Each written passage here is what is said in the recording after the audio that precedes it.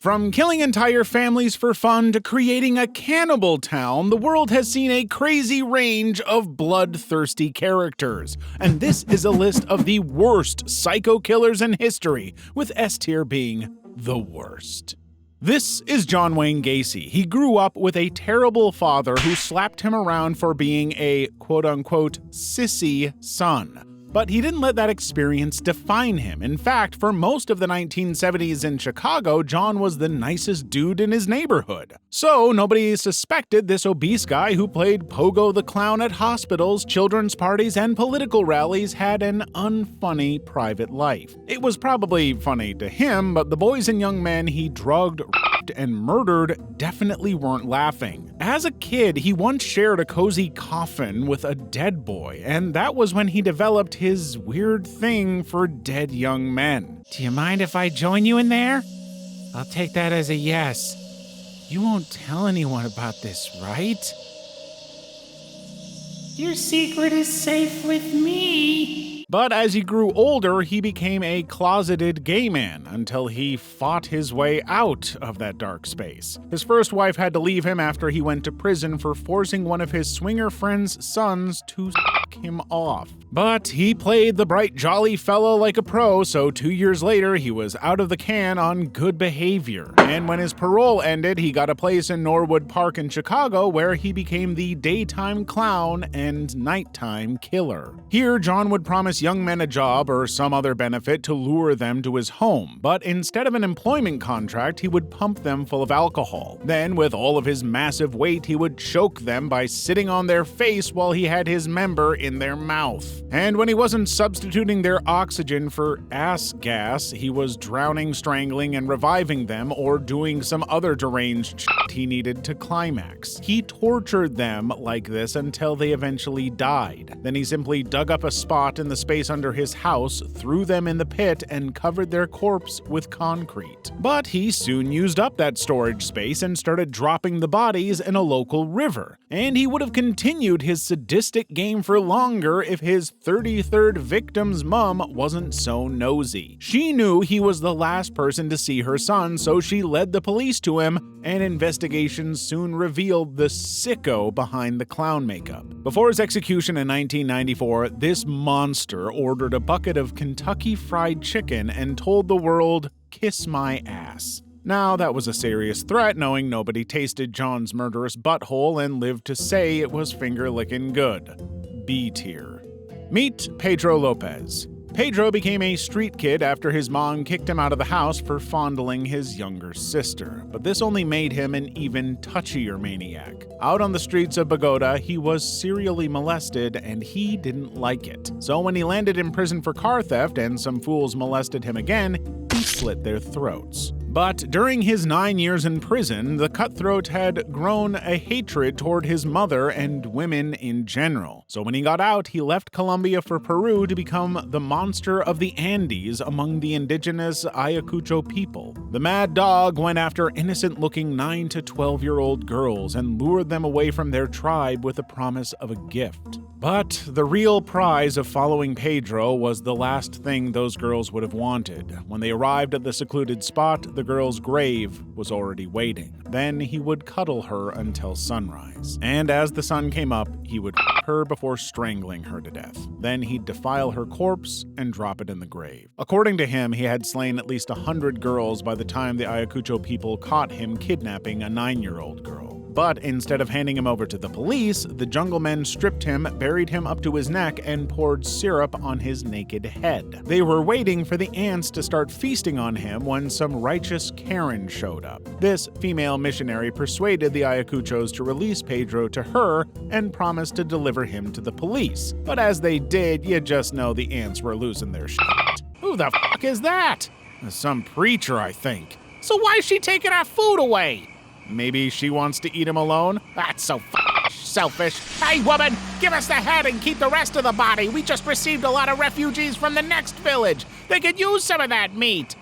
You greedy human eater. Whether Pedro escaped from the woman or the police is unknown, but he knew his cover was blown in Peru, so he started operating between Colombia and Ecuador. And wherever he went, girls disappeared. At first, the Ecuadorians thought human traffickers were responsible for their missing girls. But after a flash flood revealed the bodies of 4 girls, the authorities smelled a killer among them. So they caught Pedro while he was taking another 10-year-old girl to her death. And after they got him to confess, he took them to the mass grave of 53 girls. So for the murder of 110 girls, Pedro got Ecuador's maximum sentence. But that was only 16 years, and being the stand-up guy he was, he got out 2 years early on good behavior. Then he was deported to Colombia, but the government there couldn't try him because they weren't sure he was all right in the head. So they let him go, and ever since, the world hasn't heard from this killer who claimed the lives of over 300 girls. So the question is, when last did you check your basement? Just pulling your leg to the basement where Pedro's been living for the past 5 years. Okay, that's the last one. He's actually up here on A tier. Well, just so you know, Pedro is the name to avoid on dating apps. Pedro Rodriguez Filo was from a different breed of killers. Think Batman, but with an insane killing streak. At age 14, the deputy mayor of Pedro's town fired his father from his job. So he picked up his father's shotgun, went to the town hall, and unalived the man. Then he killed the school security guard who accused him of stealing food. Then he shot the security guard he suspected was actually stealing the food. So the trick was not to take his stuff or accuse him of taking stuff. He eventually ran away from home because he'd become some kind of criminal. But did he stop killing? Of course not. He found a nice paying job robbing and killing the drug dealers around his hideout. And it was at this point he became Pedrino Matador. But when one of those drug gangs tried to get back at him, they killed his pregnant girlfriend instead. So Pedro activated Rambo mode and killed every member of this gang. Who killed my girl? I don't know, I swear, I'm just a water boy. He was caught and jailed for those killings, and on his way to prison in 1973, he slit the throat of the rapist sitting beside him in the police car. This guy had a tattoo that said, "Mato por prazer," or "I kill for pleasure." So the rapist should have gotten the memo. Pedro was excited to know his father was in the same prison with him, and once inside, he found a way to reach his old man's cell and stabbed the old man 22 times. Then he cut out his heart and took a bite from it. He'd been waiting to do that since the idiot hacked his mother to death with a machete. And if he could do his old man like that, everybody else was fair game. So he ended up killing 47 inmates he thought deserved to die. This increased his 128-year sentence to 400. But since Brazil's maximum sentence was only 30 years at the time, he only got 4 years more for the extra lives he took. He got out and went back in for another 7 years for some minor crimes,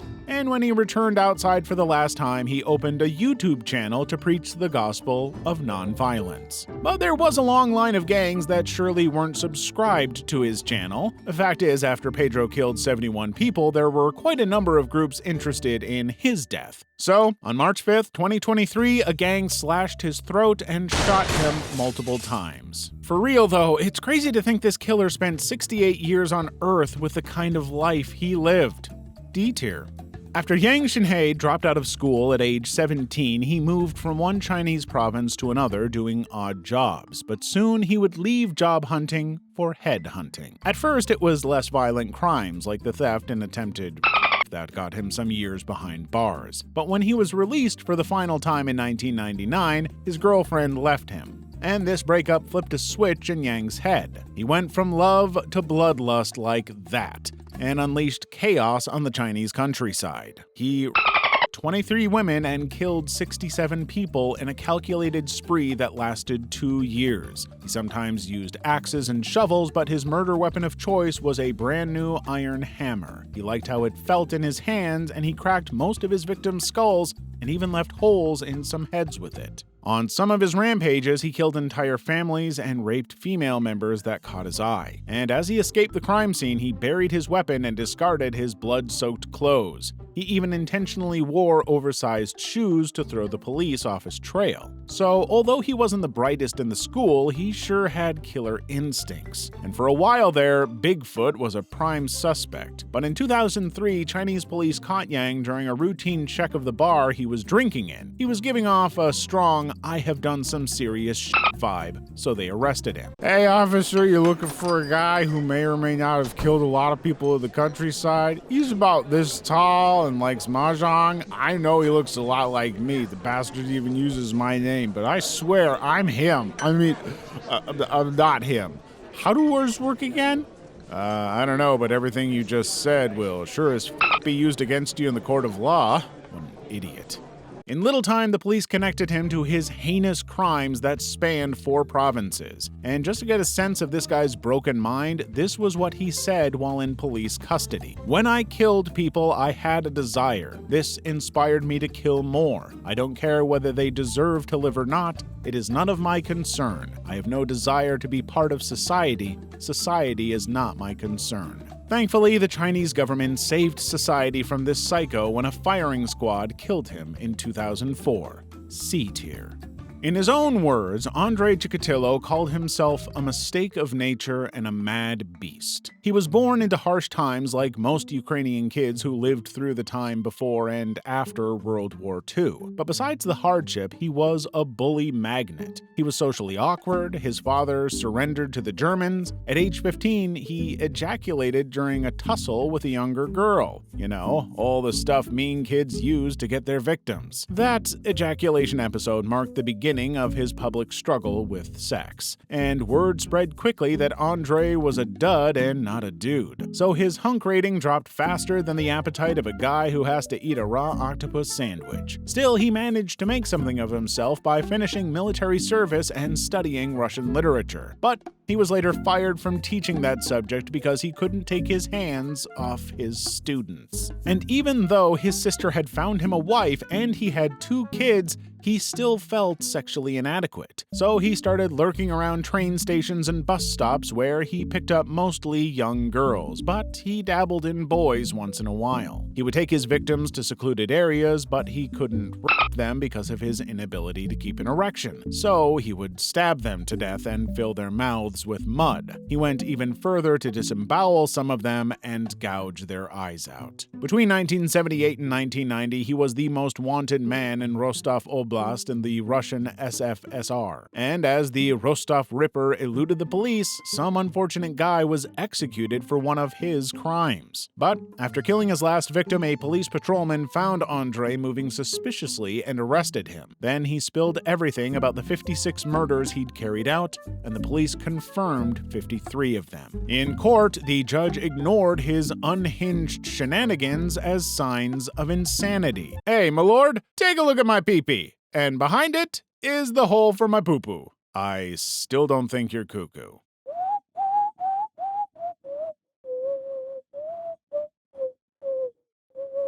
And that's exactly why I'm sending you to your alien planet. And on Valentine's Day in 1994, this psychopath died from a single bullet to his head. B tier.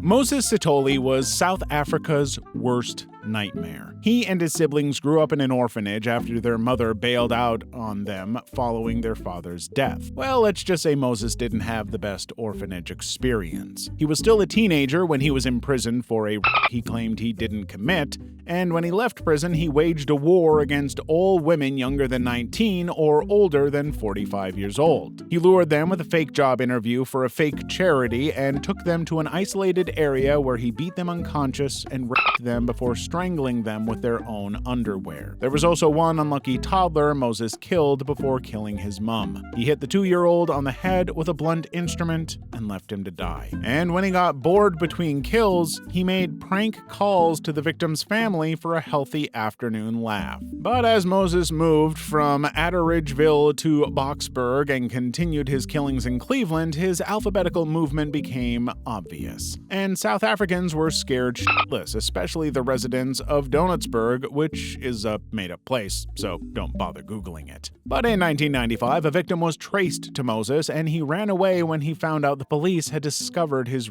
history. Then, in hiding, he called a journalist and confessed to her that he'd killed 76 women and led the police to the whereabouts of one of the bodies. The judge let Moses know he'd have gotten the death penalty if it was still in use, but for his verified 38 murders, 40 rapes, and 6 robberies, he got 2,410 years in prison. And according to the judge, he'd have to spend 930 years of his sentence to be eligible for parole. If this menace isn't Methuselah, something says he won't be around long enough to make parole. C tier.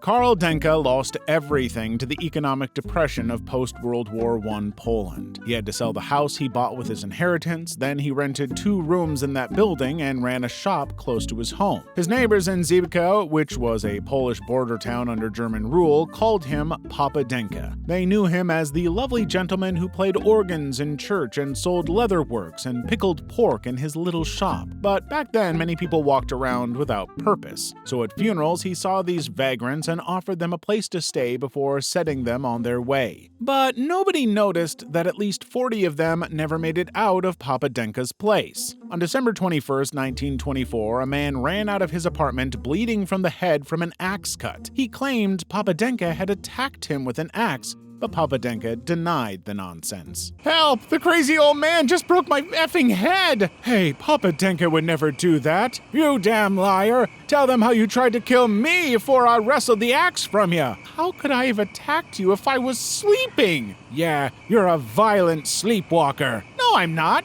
"Yes, you are." "I'm not." "You are." "Not." "Are." Enough.